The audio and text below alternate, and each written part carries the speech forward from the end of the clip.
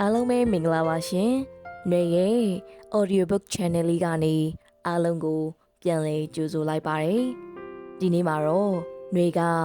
ဆီယာမမဟောစီရေးသားထားတဲ့မြစ်တာအလင်းနဲ့စွမ်းအားဆိုတဲ့စာအုပ်လေးထဲမှာပါတဲ့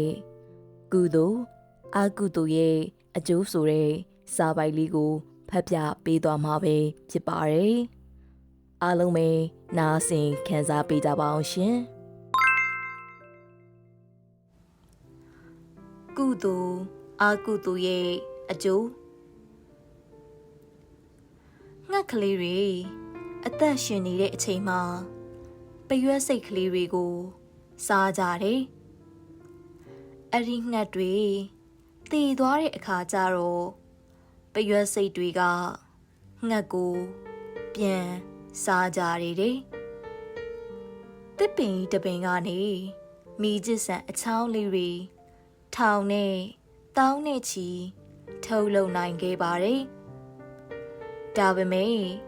တစ်ပင်ကြီးတစ်ပင်လုံးမီးလောင်ပြာကျသွားဖို့အတွက်ကတော့မီးကျစ်ဆန်လေးတစ်ချောင်းသာလိုအပ်ပါတယ်တဲ့။ဒါက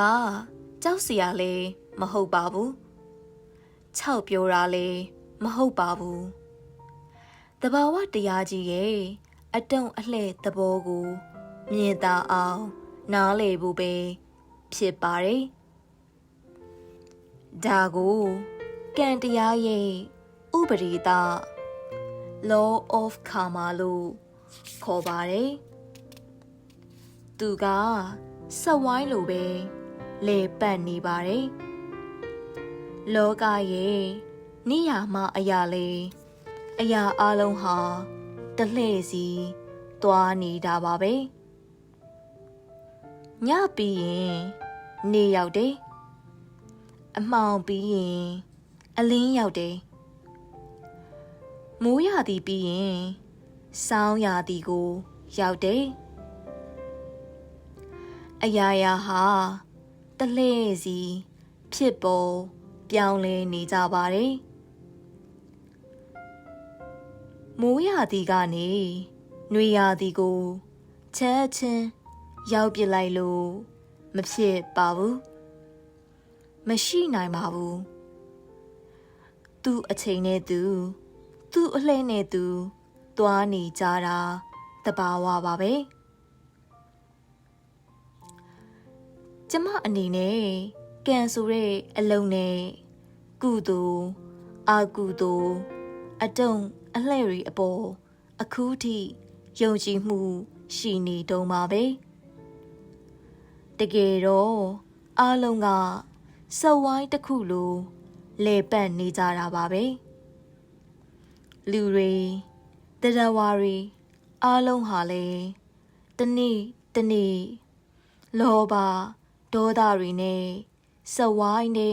တလဲလဲဖြစ်ရင်ရှင်သန်နေထိုင်နေကြတာဖြစ်ပါတယ်တယောက်ယောက်ကိုဒေါသတွေနဲ့ပြောဆိုလိုက်တဲ့အခါရှိတယ်နှိမ့်ဆက်ကလူပြုတ်လိုက်မိတာတွေရှိတယ်ငါလှုပ်လိုက်ပြီးငါနိုင်တယ်လို့ထင်ကြပေမဲ့တကယ်တော့ဒေါသကသာနိုင်သွားတာဖြစ်ပါတယ်ကိုကသူများကိုနိုင်လိုက်တယ်လို့ထင်ပေမဲ့ကိုဒေါသကပါကိုကိုပြန်နိုင်သွားကြတာတွေအများကြီးပါပဲဒေါသကြောင့်ကံတွေဖြစ်တယ်လောဘကြောင့်ကံတွေဖြစ်တယ်ဒီကံတွေရဲ့အရှိန်နဲ့တန်တရားဆက်ကွင်းကနေယုံမထွက်နိုင်ကြတာဖြစ်ပါတယ်ကိုကခွန်အားကြီးတဲ့သူဖြစ်ခြင်းဖြစ်နေလိမ့်မယ်တစ်ချိန်ကျတော့ခေါင်းငုံပေးလိုက်ရတဲ့အချိန်ရောက်လာနိုင်ပါတယ်ဒါကြောင့်ဘသူကိုမှအနိုင်မယူချင်တာကောင်းပါတယ်လှုပ်လိုက်တဲ့သူအတွက်ကအသစ်ဖြစ်ပါတယ်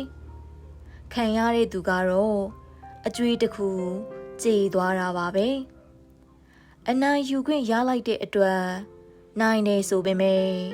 တဘဝစာတခါစာလောက်ပဲဖြစ်ချင်းဖြစ်လိမ့်မယ်ကုသိုလ်အာကုသိုလ်ရဲ့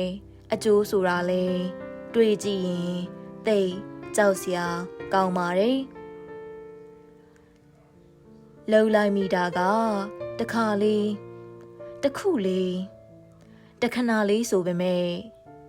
သူ့အရှိန်မကုံသေး၍တီးပွင့်ဝေစားနေတော့တာတရက်ပင်လိုမျိုးတဲ့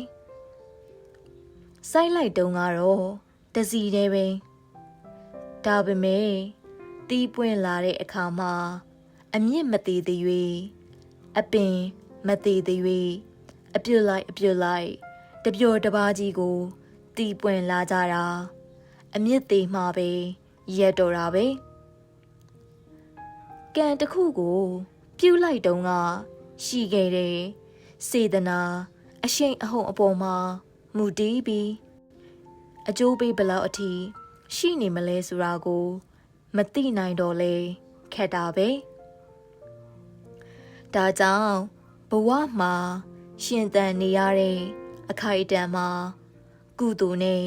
အာကုသိုလ်ကိုခွဲပြီးသိနိုင်ရင်တန်တရားစဝိုင်းရဲ့လွတ်လန်းအခြေခံအုံမြင့်တစ်ခုကိုတိဆောက်ထားလိုက်သလိုပါပဲကောင်းတာဖြစ်ဖြစ်မကောင်းတာဖြစ်ဖြစ်လှုပ်လိုက်တာကတော့တခဏလေးပါ